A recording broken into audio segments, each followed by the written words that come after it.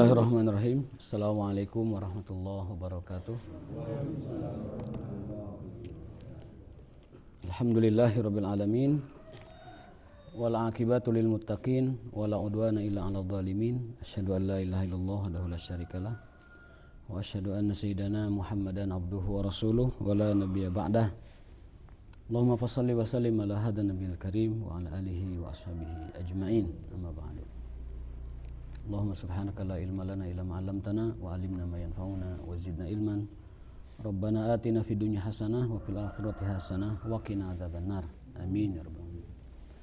Bapak sekalian dimuliakan Allah Subhanahu wa taala. Alhamdulillah kita bisa berjumpa kembali dalam rangka talabul ilmi ya. Mudah-mudahan ini menjadi wasilah dan asbab kita mendapatkan keberkahan. Dan yang kedua, kita mendapatkan ilmu dari Allah Subhanahu wa taala untuk semakin meningkatkan kualitas dan juga motivasi kita mengamalkan apa yang kita pelajari. Nah,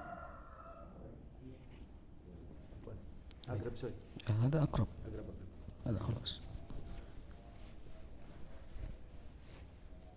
Jadi biasanya cai nih, cai. Aya aki-aki kemana-mana menyandak botol aqua sugan we poho cenah gitu. Itu ada ceritanya itu, sugan we hilap cenah. Baik, Bapak sekalian, kita akan lanjutkan kajian kita masih di ayat kursi bagian terakhir ya. Jadi sedikit kita mereview. Bagian pertama itu tentang tentang makna ilah. Yang bagian kedua itu tentang asma dan sifat Allah. Bagian ketiga tentang ilmu Allah. Dan itu ilmu dan itu berkaitan dengan takdir ya. Bahwa beriman kepada takdir tidak akan sempurna sebelum melalui 4 tahap. Yang pertama, mengimani bahwa Allah mengetahui segala sesuatu yang telah terjadi, yang akan terjadi, yang jika terjadi dan yang jika tidak terjadi. Dan Allah mengetahui detail seluruh apa yang ada pada makhluknya. Bahkan daun yang jatuh dari pohon, bahkan gerak ombak laut, bahkan seluruh makhluk-makhluk terkecil atau terbesar, la yugadiruha shaghiratan wala kabiratan illa ahsaha. Semuanya itu diketahui oleh Allah Subhanahu wa taala. Ini memberikan kepada kita keyakinan dan ketenangan bahwa kita selalu dijaga, dirawat, diawasi oleh Allah Subhanahu wa taala. Bagian keempat dari ayat kursi ini adalah tentang bahwa yang kedua dari beriman kepada takdir itu mengimani catatannya. Kemudian mengimani kehendaknya. Artinya di dalam takdir tersebut sudah ditulis, jika kau melakukan ini maka kau akan begini. Jika kau tidak melakukan ini maka kau tidak mendapatkan itu. Jadi Allah Ta'ala telah mencatat takdir itu beserta asbab musababnya, satu paket. Jika kamu selamat, takdir selamat, jika kamu sholat, takdir sholatnya dilakukan, maka takdir selamatnya kamu dapatkan. Jika kamu melaksanakan takdir belajar, maka takdir pintar kamu akan didapat. Jika takdir berusaha kamu dilakukan, maka takdir kamu mendapatkan yang kamu usahakan itu ditetapkan. Jadi cara mengimani takdir itu dengan begitu. Satu, mengimani ilmu Allah tadi. Yang kedua, mengimani catatan tersebut. Yang ketiga, mengimani kehendak tersebut. Dan yang kelima, mengimani iradah Allah Subhanahu wa taala. Nah, sekarang kita memasuki bagian kelima dari pembahasan ayat kursi. Yaitu a'udzubillahi minasyaitonir rajim, wasi'a kursiyuhus samawati wal ardh. Sungguh maha luas kursi Allah Subhanahu wa taala. Lafaz kursi disebutkan dalam Al-Quran 1 kali. Sementara lafaz arash disebutkan sebanyak 7 kali. Di antaranya dalam surat Ar-Rahman. Ar-Rahmanu 'alal arsy Istawa. Manakah yang lebih besar, kursi atau arsy?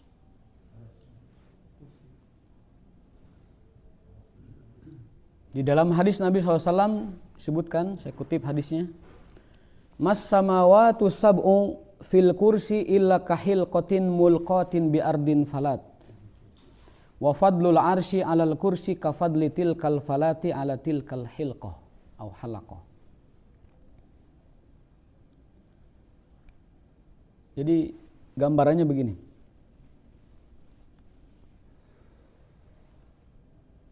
Alam semesta ini, bumi yang kita pijak itu adalah titik kecil dari 2 miliar benda langit dalam satu galaksi yang sangat besar.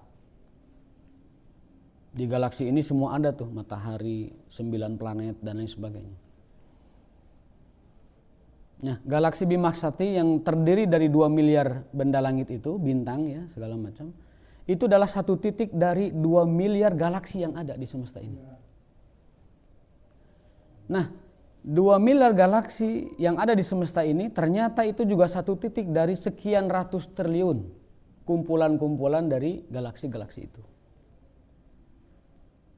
Dan itu masih di bawah langit yang pertama. Sementara langit ini ada 7. Dalam hadis jarak antara satu langit dengan langit berikutnya itu sejauh 500 tahun. Langit pertama dan langit kedua itu jaraknya 500 tahun perjalanan. Dan langit itu ada 7 lapis. Mas samawatu sab'u. Di atas langit ke-7, kemudian luas seluruhnya itu 7 langit dan dan seluruh isinya dan seluruh apa yang dinaunginya itu jika dibandingkan dengan kursi Allah Ta'ala itu hanya seperti gelang yang dilempar di padang pasir.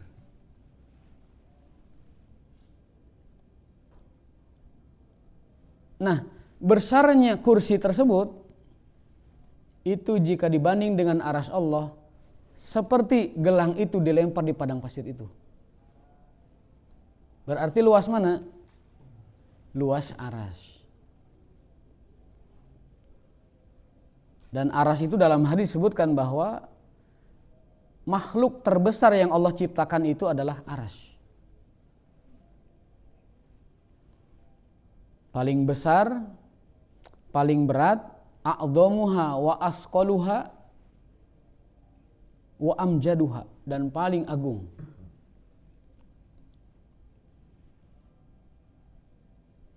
Allahu khalaqal arsya wa lam yahtaj ilal arsy. Allah menciptakan arsy dan Allah tidak memerlukan arsy itu. Makna kursi dalam bahasa Arab itu maudiul qadam.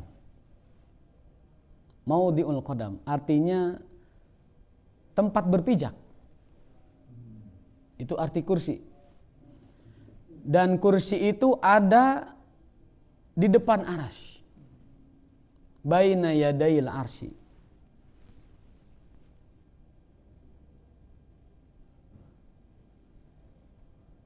Sehingga ketika kita memahami hadis-hadis ini, kita mendapati bahwa kita ini makhluk yang sangat-sangat kecil, yang sangat-sangat hina, yang sangat-sangat nggak ada sama sekali bobotnya.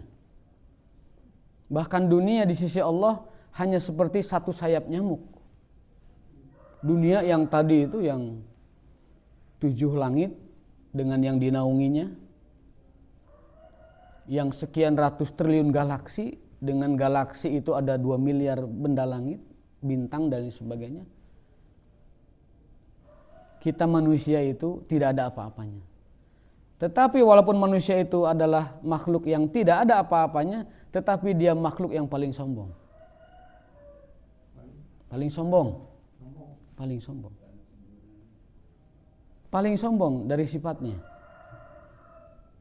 Kalau dari takwim dan khilqahnya paling sempurna. Laqad khalaqnal insana fi ahsani takwim. Tetapi dia membawa sifat-sifat yang kurang. Wa kanal insanu dzaluman jahula. Sifat manusia itu selalu zalim, menganiaya, sewenang-wenang, melampaui batas. Jahula, lagi bodoh. Manusia itu senantiasa bertindak bodoh dan senantiasa melampaui batas. Itu sudah bawaannya. Zaluman jahula. Dan juga sifat-sifat yang lain.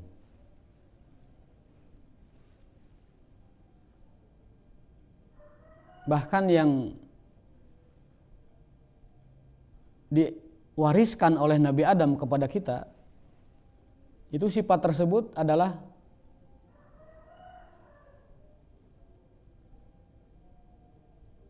lupa, sifat pelupa, dan juga tidak ada kesungguhan. Itu sifat manusia. Ketika Allah Ta'ala menceritakan tentang Nabi Adam, kenapa dia melanggar larangan Allah, alasannya dua.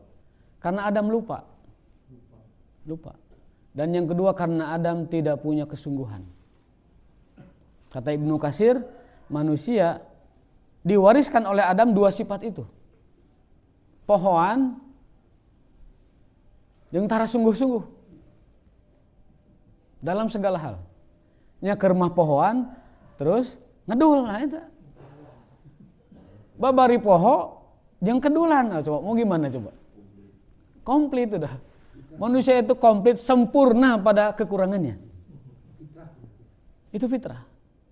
Makanya Allah turunkan 124.000 nabi, Allah turunkan 312 rasul, Allah turunkan beberapa kitab suci, Allah turunkan berbagai macam syariat, itu supaya manusia diingatkan.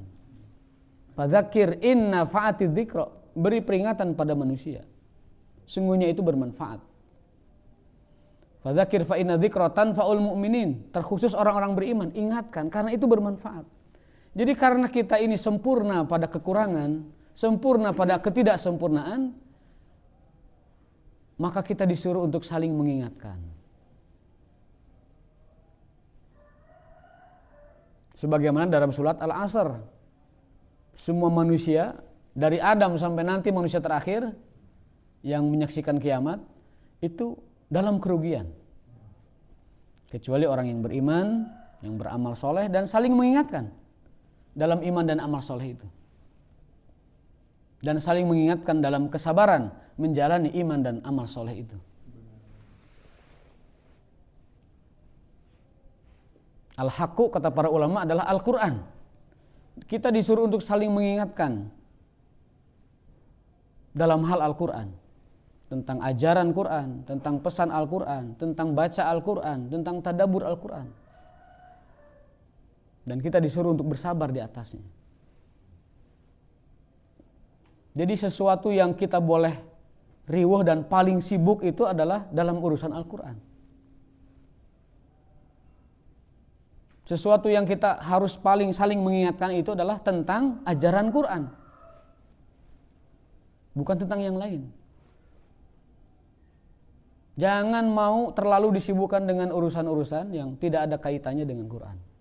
Kalaupun ada, iya, tapi porsinya sedikit saja. Jangan sampai lebih dari yang sewajarnya. Nah, jadi kursi itu maknanya adalah maudhi'ul qadam, pijakan. Dan aras itu maknanya adalah singgasana.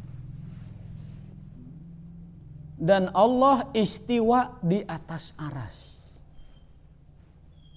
Istiwa itu bukan duduk. Istiwa itu bukan berdiri. Istiwa itu adalah meninggi, maha luhur, dan menetap dalam maha tingginya itu. Al-istiqraru fil uluwi wal fauqiyah.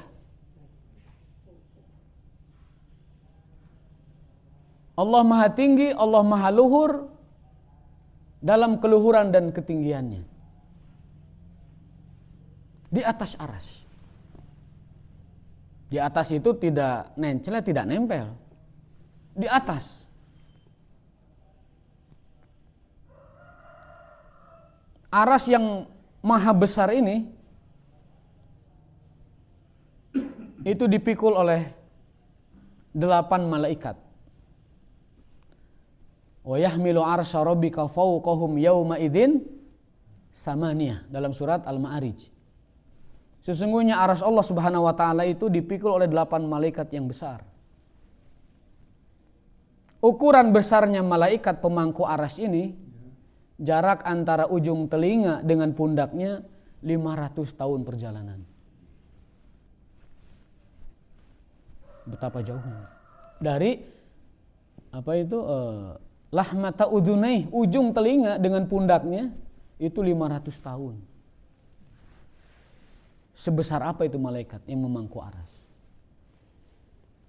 Dan dari seluruh malaikat-malaikat itu, Sayyidul Malaikah adalah Jibril alaihi salam. Sayyidul Malaikah Jibril alaihi salam. Jadi Jibril adalah malaikat yang paling besar, yang paling mulia, dan adalah pemimpin dari para malaikat-malaikat. Al-kursi wal arsyu laisa syai'an wahidan bal la muqaranata bainahuma. Kursi dan aras bukanlah zat yang satu, dia berbeda. Ada aras, ada kursi. Fa innahu mawdi'ul qadamaini minal arsy annahu makhluqun baina yadayil arsy wal arsyu a'dhamu minhu. Kursi adalah makhluk Allah yang berada di depan aras. Dan aras itu sendiri a'zam minal kursi, adalah lebih agung, lebih besar daripada kursi tersebut.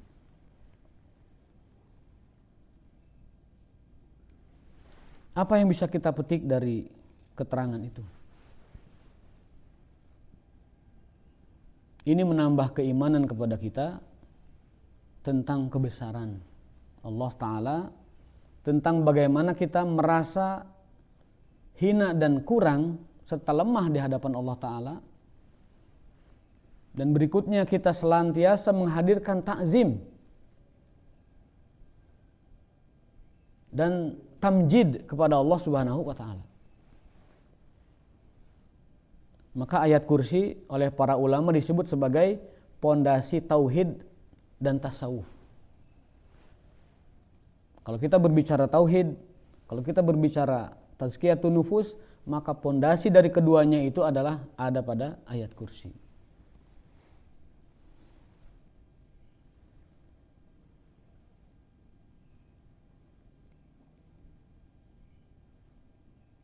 Ada satu hal yang belum kita bahas secara detail, yaitu tentang, ini mungkin poin ke-6 ya, tentang syafaat. Man dalladzi yashfa'u indahu illa biizni. Bahwa pemilik syafaat itu adalah Allah Subhanahu wa taala. Dan tidak ada syafaat kecuali dengan izinnya. Dan tidak mungkin orang dapat syafaat tanpa keridhoannya. Allah berikan hak memberi syafaat itu kepada makhluk-makhluk pilihannya. Di antara yang dapat memberi syafaat itu adalah teman-teman kita di dunia,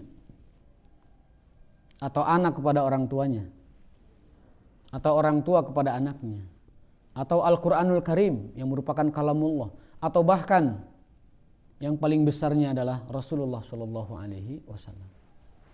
Tetapi sekali lagi syafaat itu tidak mungkin terjadi kecuali seizin Allah Subhanahu wa taala.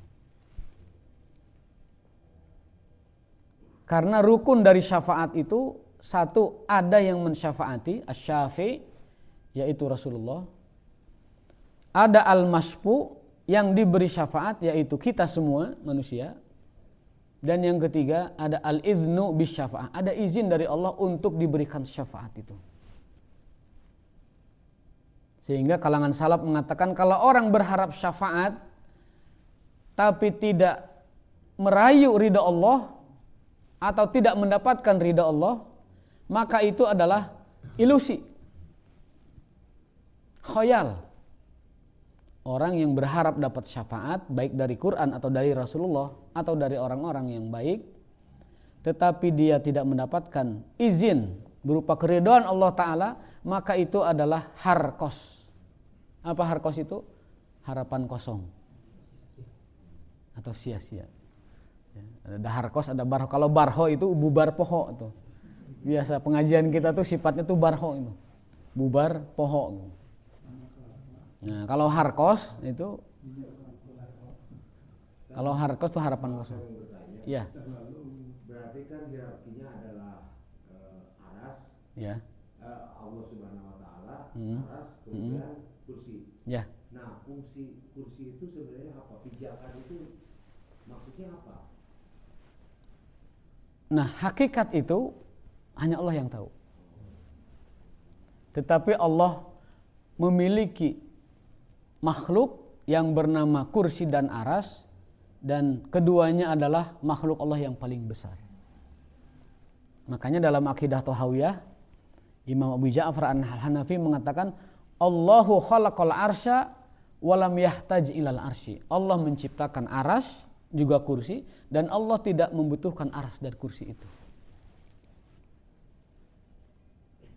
Jadi kalau kita bertanya, di manakah Allah? Allah adalah maha tinggi di atas aras. Mengapa jawaban itu? Karena itu yang dijelaskan olehnya. Ar-Rahmanu 'alal arsy istawa. Metode kita mengimani keberadaan Allah adalah seperti yang dijelaskan oleh Imam Syafi'i rahimahullah ta'ala. Nu'min bima akhbarallahu bihi wa bima akhbara bihi Rasulullah sallallahu alaihi wasallam. Kita mengimani hal-hal tersebut sebagaimana Allah menjelaskan dalam Qur'annya dan sebagaimana Rasulullah menyampaikannya kepada kita. Jadi meyakini dan mengimaninya adalah imani saja sebagaimana adanya. Ketika seorang budak wanita ditanya oleh Rasulullah SAW, Aina Allah? Di manakah Allah? Wanita itu menjawab, Fis sama. Allah itu di atas langit sana. Maka kata Rasulullah SAW, A'tikha fa innaha mu'minah. Anak ini mengucapkan hal yang benar. Anak ini beriman. Jadi makanya kita dalam berdoa suka mengatakan minta sama yang di atas. Jadi i'tiqad yang mengatakan bahwa Allah ada di mana-mana itu adalah tidak sesuai dengan pengajaran Quran dan hadis Rasul sallallahu alaihi wasallam. Karena kalau kita mengatakan Allah ada di mana-mana, berarti ada Allah di tempat-tempat yang tidak terpuji sekalipun. Berarti ada Allah di tempat-tempat yang tidak bersih. Berarti ada Allah di tempat-tempat yang tidak mulia. Maka yang benar adalah kita menyatakan apa yang dinyatakan oleh Quran. Ar-Rahmanu 'alal arsy istawa. 7 ayat dengan tegas menyatakan bahwa Allah istiwa di atas aras. Dan mohon maaf, istiwa jangan diartikan bersemayam.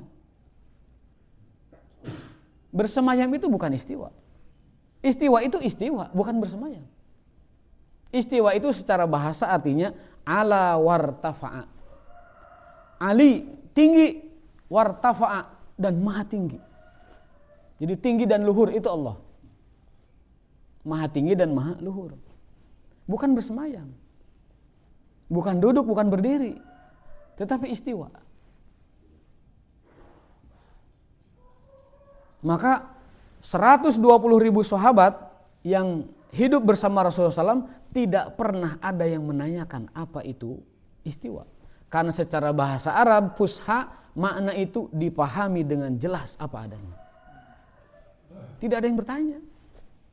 Baru generasi Islam ke sini yang sudah tanda petik tidak paham bahasa Arab, tidak belajar bahasa Arab, mulai mengorek-ngorek itu makna istiwa itu apa. Tapi ribuan, ratusan ribu para sahabat, bahkan para tabi'in yang ratusan ribu lagi, dan tabi'ut tabi'in yang ribuan, bahkan jutaan jumlahnya, tidak pernah membahas atau bahkan mempertanyakan itu makna istiwa.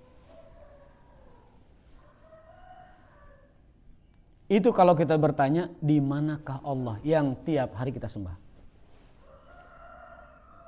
Lalu bagaimana dengan pernyataan bahwa Allah itu lebih dekat dari urat nadi?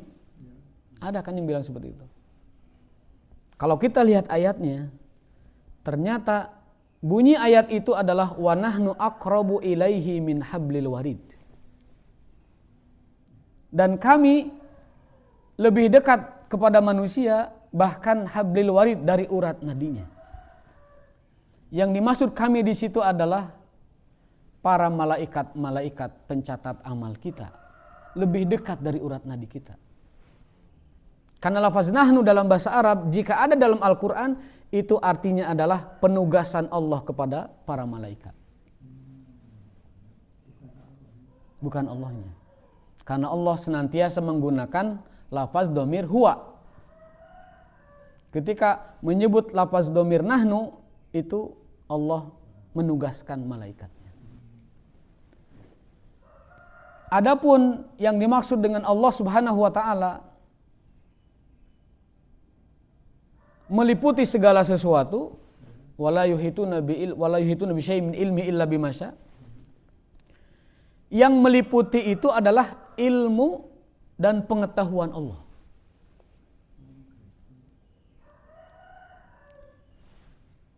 Yang membersamai kita itu ilmu dan pengetahuan Allah, cakupan Allah Subhanahu wa taala.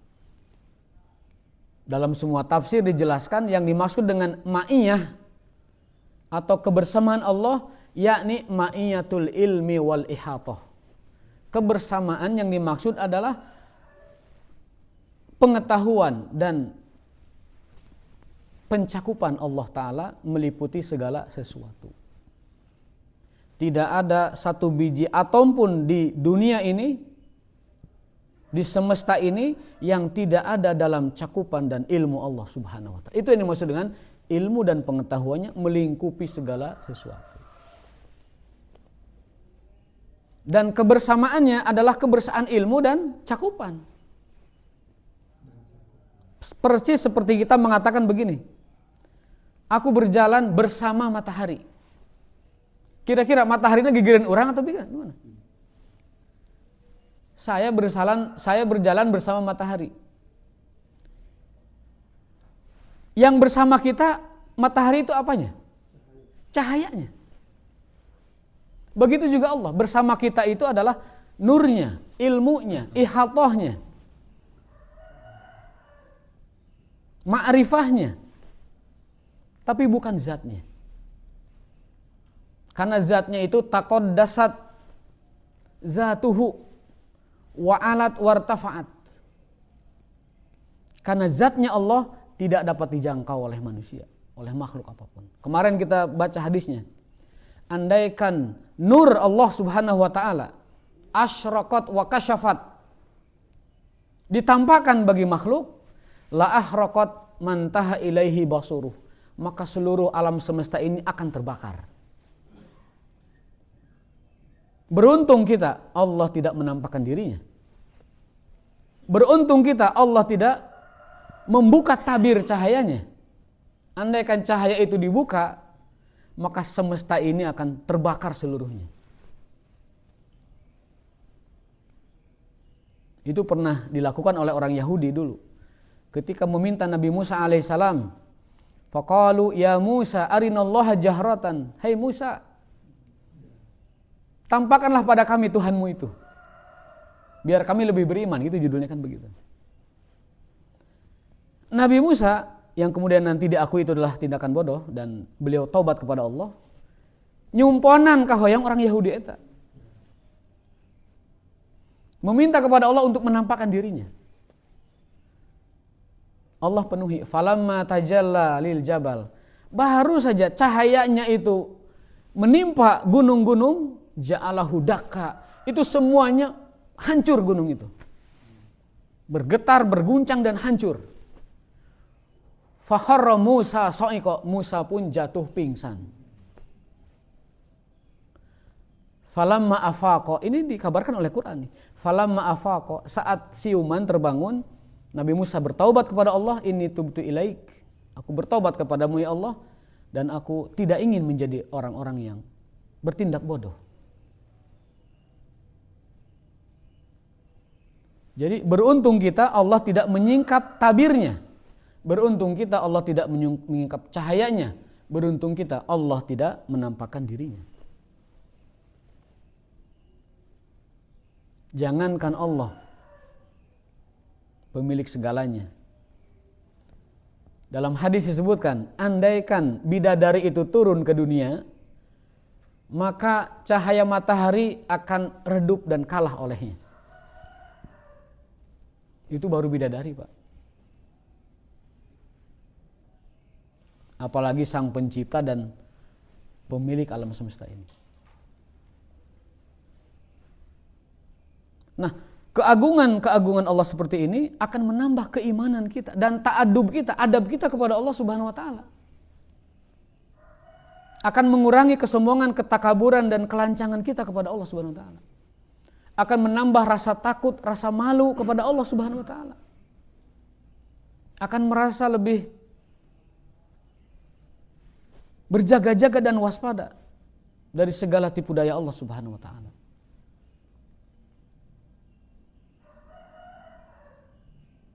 Bahkan dalam hadis disebutkan, kalau kita sudah usia 40 tahun ke atas, hati-hati dengan Allah. Kalau kita sudah berusia 40 tahun ke atas, hati-hati dengan Allah. Harus lebih siaga lagi. Karena berbagai macam kemungkinan yang tidak kita inginkan dapat terjadi. Maka sudah usia seperti itu, anjuran Rasul SAW, la yu'ammar fil Islam ahadan. Andaikan ada seseorang yang dilamakan usianya sebagai seorang muslim,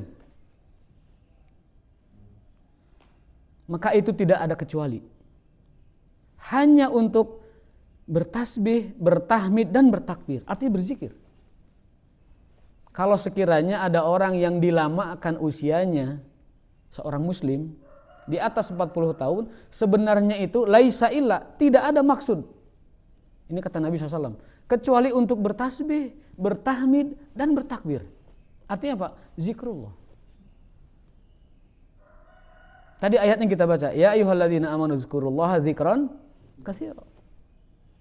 Dengan kita menjaga tahmid, tasbih dan takbir, maka kita selalu terhubung, terpaut dengan Allah Ta'ala. Itu yang disebut siaga dengan Allah itu. Kalau kita sudah berusia 40 tahun ke atas, waspadalah dengan Allah, siagalah dengan Allah. Karena Allah bisa saja memperlakukan kita dengan secara tiba-tiba atau dengan secara yang dia inginkan. Falyattakhidh hadaran, falyahzar, itu artinya apa? Bersiagalah, ribatlah dengan Allah, riyadhah dengan Allah, supaya terbiasa jiwa kita beriyadhah. Apa riyadhah itu? Kalau bahasa umum tuh ngolah. Ada riyadhah jasadiyah, ngolah fisik. Ada riyadhah batiniyah, ngolah jiwa.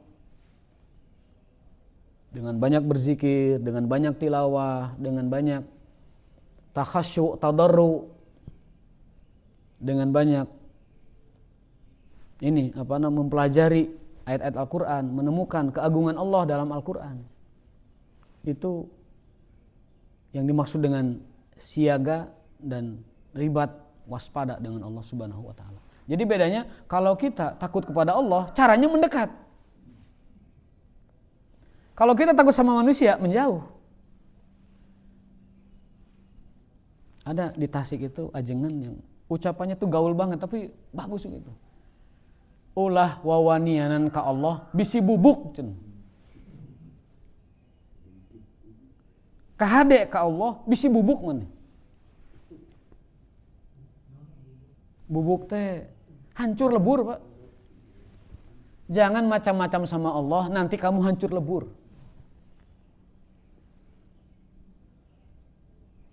Masuk ke wilayah larangannya, meninggalkan kewajiban-kewajibannya, itu nantang ke Allah. Hati-hati, jangan macam-macam dengan Allah, bisi bubuk, bisa hancur gitu. Tidak ada cara lain takut kepadanya, waspada darinya kecuali dengan mendekat kepadanya. Ini luar biasanya. Takut kepada Allah, satu-satunya cara taqarrub, mendekat.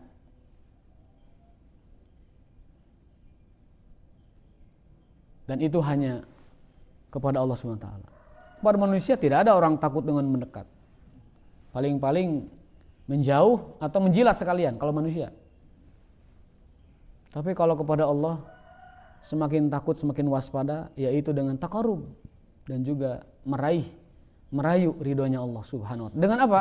Dengan perbuatan ihsan. Karena ayatnya begitu. Inna rahmatallahi qaribu minal muhsinin. Rahmat Allah itu hanya dekat kepada orang-orang yang berbuat ihsan. Dalam bahasa Arabnya muhsin, jamaknya muhsinin. Jamaknya muhsinin. Ihsan itu adalah derajat paling tinggi dalam beragama. Di bawahnya ada iman, di bawahnya lagi ada Islam. Kalau Islam itu masih bercampur, di situ ada orang munafik, di situ ada orang Islam beneran. Di situ ada nifak, di situ ada iman. Di situ ada Islam, di situ ada kemunafikan. Itu Islam. Kalau sudah tersaring dari Islam, maka dia naik menjadi iman. Nah, iman ini adalah orang-orang yang jujur dalam beragamanya. Sudah istiqomah dalam sholatnya, istiqomah dalam ibadahnya, itu iman. Dan ternyata 11 ayat Al-Quran menunjukkan bahwa pertolongan Allah, kemudian bantuan Allah, kemudian kemenangan dari Allah, kemudian surga dari Allah, kemudian keutamaan dari Allah, seluruhnya tentang orang-orang beriman.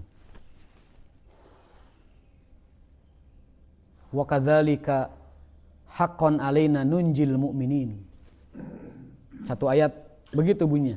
Dan begitulah kami akan selamatkan haqqan secara wajib, artinya pasti, nunjil mu'minin, orang-orang yang beriman. Sungguh pasti kami akan selamatkan orang-orang beriman. Di dalam ayat lain, wala yumakkinanna alladzina amanu wa amilus sholihat. Sungguh kami akan berikan supremasi atau kekuasaan atau kedikdayaan bagi orang-orang beriman dan beramal soleh. Ayat lain juga berbicara bahwa ketika orang-orang beriman sudah putus harap dari dakwahnya, tidak diikuti oleh orang-orang kafir, ja'ahum nasruna, datanglah pertolongan Allah. Jadi seluruh privilege, seluruh kemenangan, seluruh kehebatan yang Allah janjikan, kekuasaan, kejayaan yang Allah janjikan, semuanya tentang orang-orang beriman. Artinya orang yang sudah selesai dan tamat dari Islamnya naik ke makom kedua, yaitu iman. Kalau Islamnya masih campur, Pak, yang munafik, yang Islam tuh masih nyampur di situ. Nifak, iman, muslim, munafik nyampur di situ. Pertanyaannya adalah, masihkah kita berkubang dalam wilayah yang satu ini dan tidak mau naik ke wilayah yang lebih afdal, lebih akram, lebih mulia, lebih Allah janjikan segala macam keistimewaan, yaitu level iman. Kalau sudah level iman, naik kita ke level yang ketiga, yaitu ihsan. Berbicara ihsan tidak lagi berbicara tentang teori-teori keimanan dan keislaman. Berbicara ihsan adalah tentang bagaimana kita mengaplikasikan nilai Islam dan iman itu dalam jiwa dan raga kita, dalam batin dan zahir kita, dalam nyata dan gaib kita. Nah, itu baru ihsan. Makanya bunyinya definisi ihsan adalah kau beribadah seolah kau menatap Allah, atau kalau tidak bisa, mata batinmu tidak dapat menatap Allah, maka yakinlah bahwa Allah menatapmu. Anta'budallaha ka'annaka tarahu fa illam takun tarahu fa innahu yaraka. Kau mengibadahi Allah seolah kau melihat Allah, atau kamu merasa bahwa ibadahmu selalu ditatap, diperhatikan oleh Allah Subhanahu wa taala. Dan ibadah itu adalah perkataan dan perbuatan apapun yang mendatangkan ridho dan cinta Allah Subhanahu wa taala. Al ibadatu qaulun wa amalun yurdillaha wa yuhibbu. Definisi ibadah adalah segala perkataan dan perbuatan yang mendatangkan keridhaan Allah Subhanahu wa taala. Jadi jamaah sekalian, mudah-mudahan dengan kita semakin mengimani, menghayati ayat kursi ini yang menjadi pijakan atau pondasi kita bertauhid dan menjadi pondasi pijakan kita bertazkiyatun nufus, dapat kita amalkan dalam kehidupan kita, terutama iman kepada kebesaran Allah, iman kepada tauhidullah, iman kepada takdir Allah, iman kepada kekuasaan Allah, dan juga aras kursi Allah Subhanahu wa taala. Aqulu qouli hadza wa astaghfirullah li wa lakum, hadanallahu yakum ajmain. Mudah-mudahan dapat dipahami walaupun sedikit dua dikit, tetapi itu menjadi bekal kita untuk mengimani Allah Subhanahu wa taala. Insyaallah besok kita ke ayat lain karena ayat kursi sudah terakhir. Subhanakallahumma wa bihamdika asyhadu an la ilaha illa anta astaghfiruka wa atubu ilaik. Assalamualaikum warahmatullahi wabarakatuh.